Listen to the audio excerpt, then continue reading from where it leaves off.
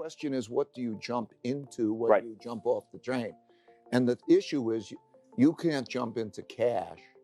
Cash is trash, okay?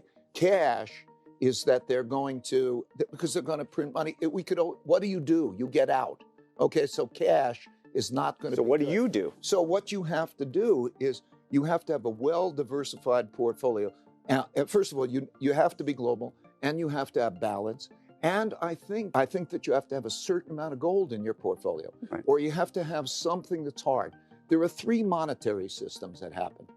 The first is, in the old days, it had intrinsic value. You'd carry around gold coins. Then we come up with the idea of banks or even central banks.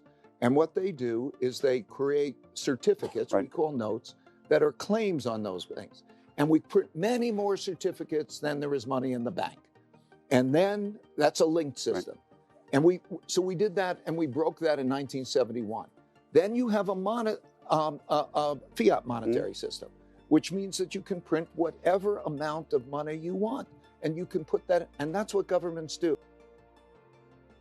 There are two purposes of money: a medium of exchange and a storehold of wealth. And Bitcoin is not effective in either of those cases now. Say Libra or something which has more stable value, has got more potential. But also, who's going to do the buying? Central bankers and others. What are they going to hold as reserves? What has been tried and true? Are they going to hold digital Bitcoin?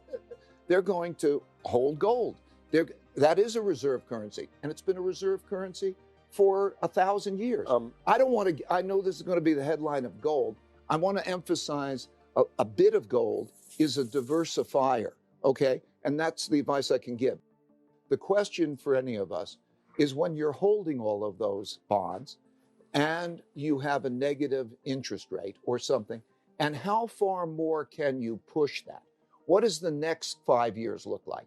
And the next 5 years is going to be something like that, plus there'll be more deficits. Now, more deficits means sell more bonds. If you have a next downturn, okay, it's on average 500 basis points of rate cuts. Oh, then you can't do that. You go to QE, right? Right. We don't have much stimulant. We have people at each other's throats over the wealth gap. And so what will the next downturn be? And also, why would you want to hold those? So why do you want to hold those at some point? I don't know. I could be wrong. I've been wrong plenty in my life. So I could be wrong. I'm just trying to describe, tell me why that makes sense.